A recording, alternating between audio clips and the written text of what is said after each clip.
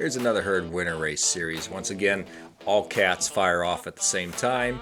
So my goal this time is to find group 2, since finding group 1 last time was rather painful. The other issue I have with London Calling is that it is a lot of rollers.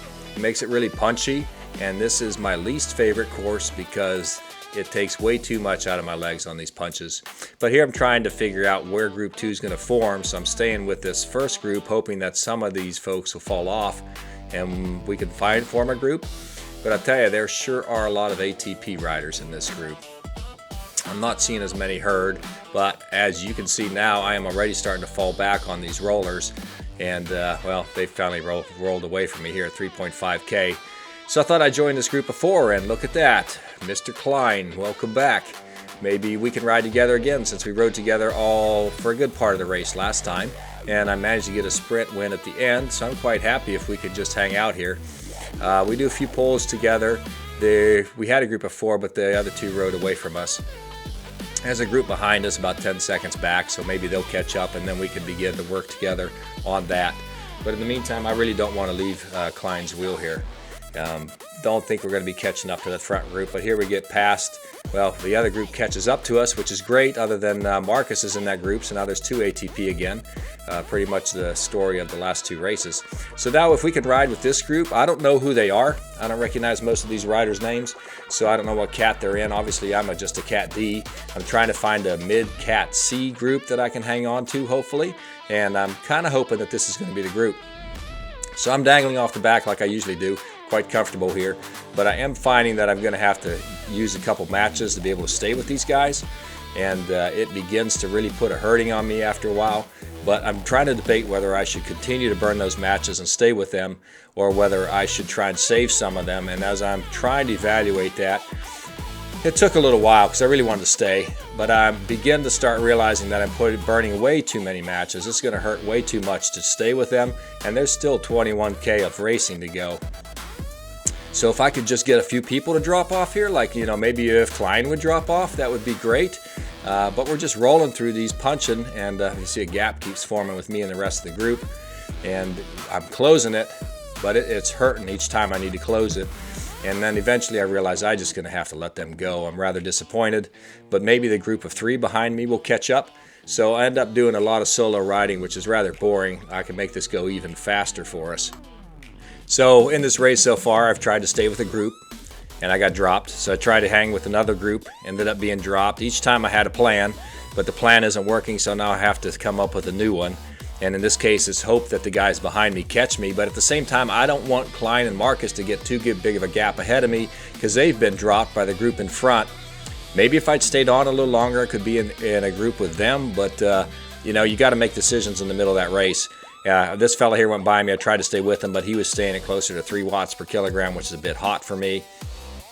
So now I'm just counting on these folks coming up behind and seeing if we can work together and catch up. I'd love to catch up to the group ahead. I mean, they're 30 seconds ahead right now, which is 37. That really puts that's some pressure to try and get there.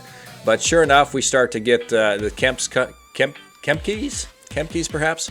He's coming up, so I asked if we could try and catch the group in front, and I put in a big hard pull.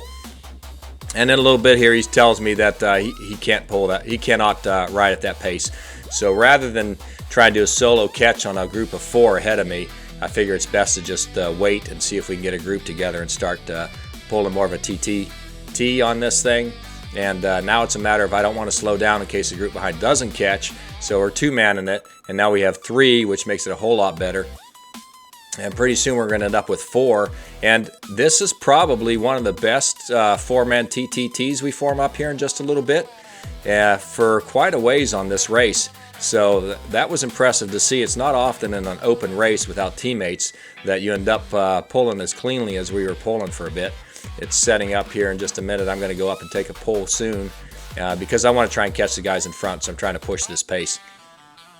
So it was good to find a group like this, and we're moving pretty fast. So the idea now is we've got a group ahead of us that is a minute 20 ahead. It's going to be really hard to catch them, but the group behind us is 43 seconds, 44 now behind us. So we want to maintain this gap. We don't want to get caught by the group behind, and if we happen to catch the group in front, that will be great. But here's a TTT I was talking about.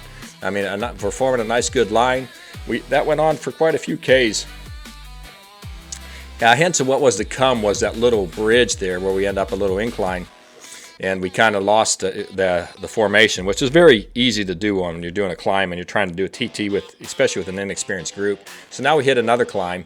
The best thing to do in this situation is to have someone take the lead and hold a steady pace and everybody else try and follow. But everybody set different paces, so we started to split ourselves up here. And we're closing into the finish, and it gets a little bit interesting as we get near that finish. So I'm going to slow it down just a bit.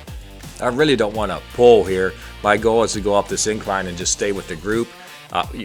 If you watch enough of my stuff, you know what I want is this group to take it to the finish line, and then we'll all sprint it out together. But again, they start to spread out, and I don't want the lead to go too far off because otherwise I'll never catch them. So I have to stay with that front group. Start putting in some good pulls here. Oh, it's not a pull. I'm putting in some good digs to try and catch up to them before we get to the top of that incline, because I don't want them to crest the incline without me.